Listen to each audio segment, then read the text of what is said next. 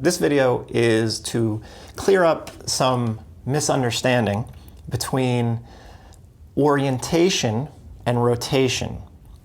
And one of the hardest things for people to understand is when I say the difference between a left AIC pattern and orientation of the pelvis, because they're not the same thing.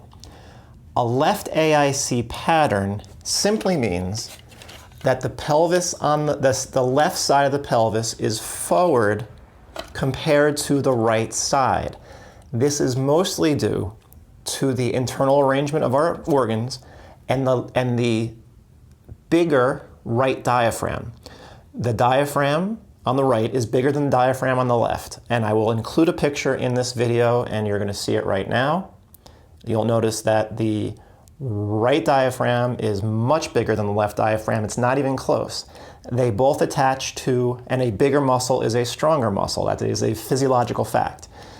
The right diaphragm also attaches lower on the lumbar spine than the left side, which gives it a stronger mechanical pull. It gives it more leverage. So at 23,000 times a day, you have a bigger right diaphragm and a smaller left diaphragm, both attempting to exert force on the lumbar spine. Which side is going to win? The right side. So because of that, over time, and this is completely normal, this will never change and it doesn't matter. The left AIC pattern is our body's preference. You're not going to find it in a medical textbook. Ask a doctor, they're not going to have a clue what you're talking about. All it means, it's a made-up term. All it means is that the human body has a preference to orient, to stay to the right, to orient to the right, because of the patterned position that the pelvis finds itself in due to the influence of the right diaphragm, that bigger right diaphragm. As it pulls the lumbar spine, so here's the sacrum, so the lumbar spine would be right about, here. As it pulls that lumbar spine to the right, the left side of the pelvis comes forward and our weight shifts to the right side. The left diaphragm can't oppose the right diaphragm because it's not big enough. The left obliques weaken, the pelvis shifts forward. In that position, the left hamstring gets stuck in a position of elongation, and an elongated muscle, a stretched out muscle, a lengthened muscle will weaken. And we find ourselves in this left AIC pattern. It's completely normal. It doesn't mean anything besides the fact that humans like to stand with our weight more to the right than to the left, and we like to use our right diaphragm more than our left diaphragm for breathing. You're not going to not find that. That's just how it is. A lot of people insist that they are a right AIC pattern, but that would only happen if the right side of the pelvis came forward compared to the left. That could only happen if you have a bigger left diaphragm and a smaller right diaphragm, because all the left AIC pattern is talking about is the position of the left side of the pelvis compared to the right side of the pelvis. That the left side is stuck in an anterior tilt, the right side is stuck in a slightly posterior tilt. A PEC is when it comes forward on both sides, but that is a compensation for the inability to manage the left AIC pattern. If you were a right AIC, it would require a larger left diaphragm and a smaller right diaphragm that would pull the lumbar spine to the left and bring the right side forward. That is completely independent, and this is where the confusion comes in, I believe. That is completely independent of orientation. Orientation is whether the pelvis orients to the right or orients to the left. The entire thing. That is not the same as a left AIC, left AIC pattern. This is a patterned position of the pelvis. It generally, under the vast majority of cases, orients the entire pelvis to the right because of the direction of the left side coming forward. That's normal mechanics. That's normal biomechanics. That's normal gait mechanics, walking, okay? That's completely normal. That's what you would expect to find.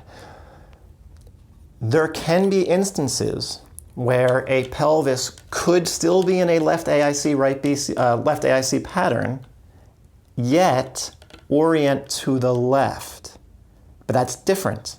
That is a pelvis that is oriented to the left, yet still in the left AIC pattern. So people keep saying, no, I'm a right AIC pattern. I know I am because my right side seems forward compared to my left. We have basic biomechanical tests, the adduction drop test, that show, and every PRI instructor, the whole institute, exists upon the fact that we are right-oriented people.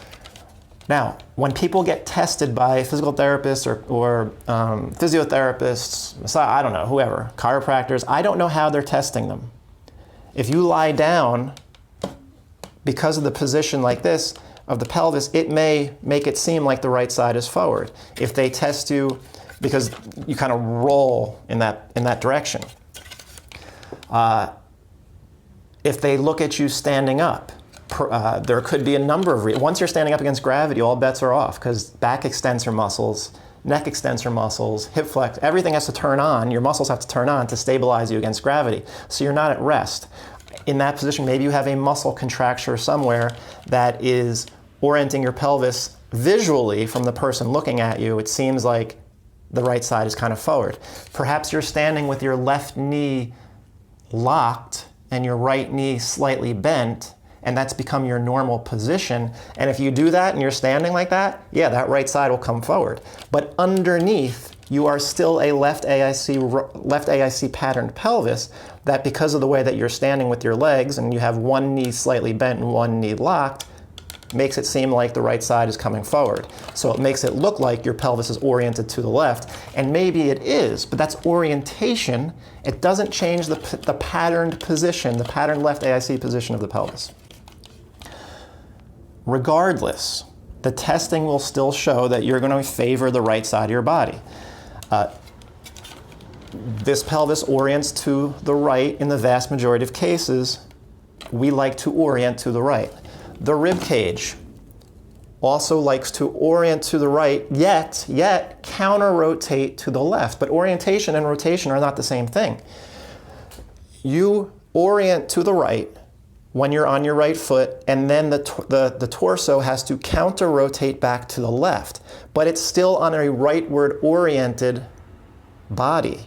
Counter-rotation, you can be right-oriented and counter-rotated to the left and still be right-oriented, because you're still in the right hemisphere of the body. If you draw a midline, a line down straight, down the midline of the body, all this rotation is still occurring on the right side. In order to truly change that situation, you would have to orient to the left and then counter-rotate to the right. But when you're counter-rotating to the right, you're not to the right at that point. You're just counter-rotating to the right while still in left orientation. That's normal mechanics. That's what we're not able to do. That's what PRI is trying to get you to do. We love orienting to the right because of the influence of the right diaphragm. We love orienting to the right and then counter-rotating back to the left, which has to occur in order to get us back to the left side. But we never make it to the left side because the left side of the pelvis never shifts back, and the right side of the pelvis never shifts forward in order for us to make that happen. That's all we're saying. You can still orient your body a little bit to the left, yet the patterned position of the pelvis doesn't allow true left stance position. So at that point, you're using hip flexors in your lower back, and you're cheating to achieve rotation. So I think that's where people get thrown off, the difference between orientation and pattern. So hopefully that will help clear up some of the confusion, because I do get a lot of comments saying, no, I'm a right AIC, my pelvis is oriented to the left. But remember, there's confusion between the difference between a patterned position, asymmetric position of the iliums of the left and right side of the pelvis that we call the left AIC pelvis, and orientation, which is which direction the pelvis is the entire pelvis is actually facing. Again, more people, the vast majority, are still oriented to the right. Can it happen that you orient to the left? But still in a left AIC pattern? Absolutely, especially when you're standing up, because who knows how your body has compensated for the patterns that are going on underneath. Could be injuries, could be pathological soft tissue damage, could be anything. Could be fallen arches. Again, One locked knee, one slightly bent knee, that could very easily orient you to the left, even though underneath you're still left AIC.